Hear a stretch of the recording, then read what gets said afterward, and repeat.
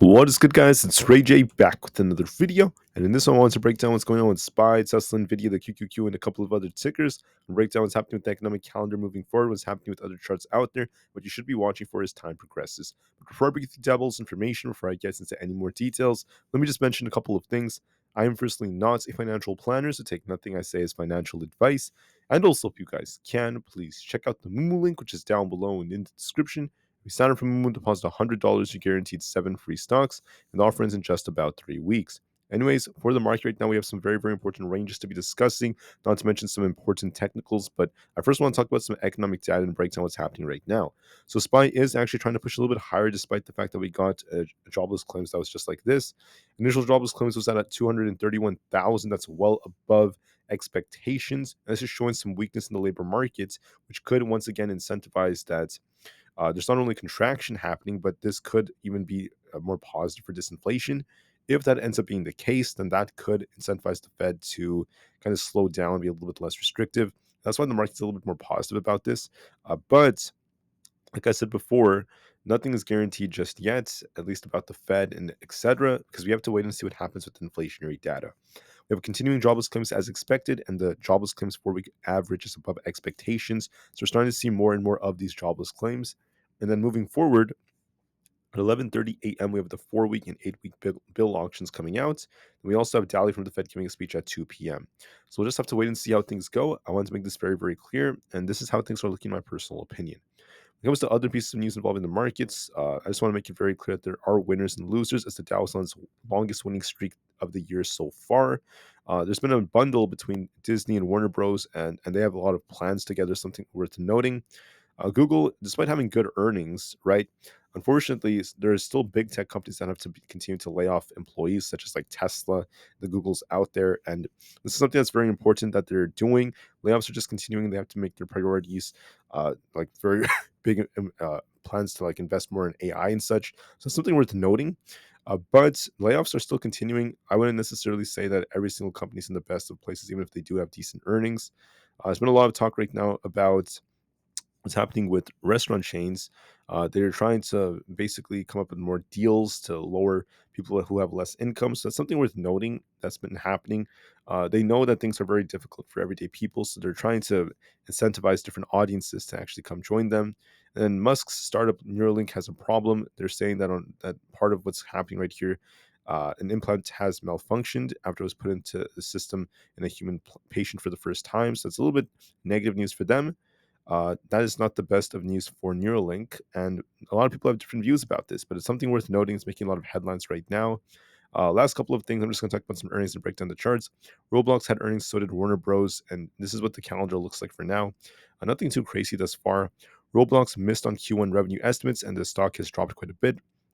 Revenue was at 800 million. That is actually below the 806 million projection from analysts. EPS was a loss of 43 cents, which is actually a little bit better than expected. We want a loss of around 53 cents as the expectation. So that EPS was good. Revenue was kind of low, and then their guidance was very weak. We only got about 885 million as the midpoint for guidance. Analysts want 938 million, so it's below expectations for Q2. And for the full year, we're expecting 4 billion. That's the midpoint. Analysts are expecting 4.2 billion. So that's for revenue. I just want to make it very clear that they missed on some estimates, so their earnings were mixed, and their guidance was very, very weak. That's why the share price is down. For Warner Bros., we saw something very similar. Their loss per share was 40 cents. That's below expectations. We were expecting a loss of 24 cents. Revenue was at 9.96 billion, below expectations. Their streams did actually increase quite a bit, not looking too bad. However, their guidance was so-so, and they ended up missing on earnings. That's why the share price is down. Tesla's also laying off more employees, over 16,000 so far, so that's something worth noting. The layoffs are continuing, and there's still hardships for many of these big tech companies. So with that being said, for SPY right now, we have this very, very nice range as we're going back and forth and back and forth.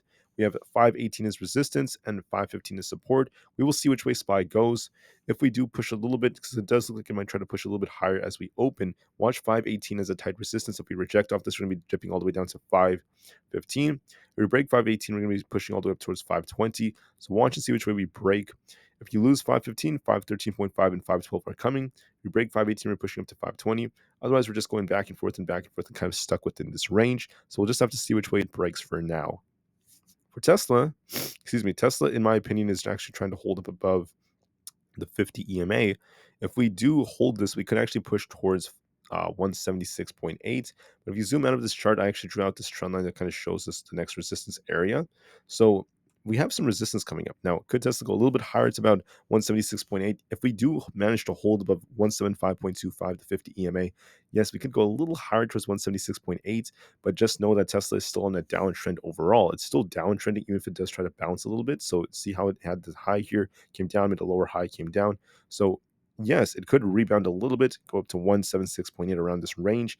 Maybe even tries to test this white trend line, but it could still reject and drop lower later on. For now, it's trying to rebound just a bit, so we'll see if Tesla rejects or not. With Nvda, it's also trying to push a little bit. We're actually on the upper end of this range, so at this 908 area. Break that, then we have this potentially coming up to about this 912 area, then eventually 920. If we lose 900, we're going to be dipping all the way down to 892, then lower levels. I do see potential for this to go a little higher towards the 908 area, and we'll see if this breaks.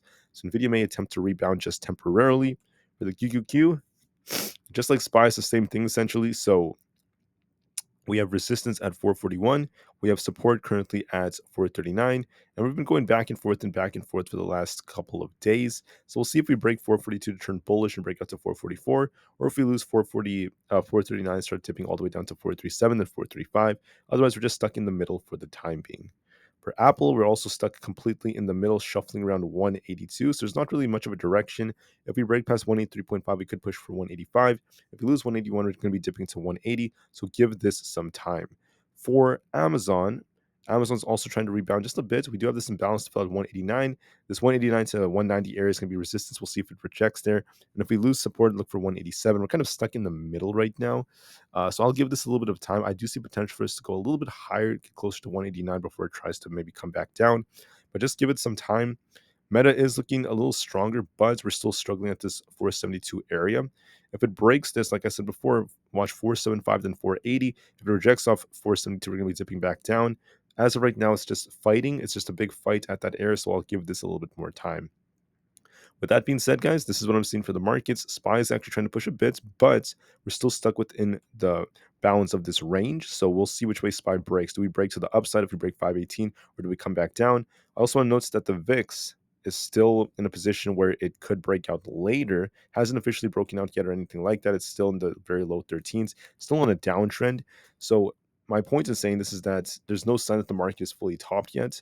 It is possible the VIX dips a bit more for a little longer, but once we hit the 12s, within a week, we do usually bounce back up and the VIX does get a big breakout to the upside. That's what's happened historically. If you actually look back at the VIX, that's what happened every single time this year. So I do think the market's going to reject soon, but it could take like another week or so. It could take some time, but that's what I'm seeing, at least for the time being.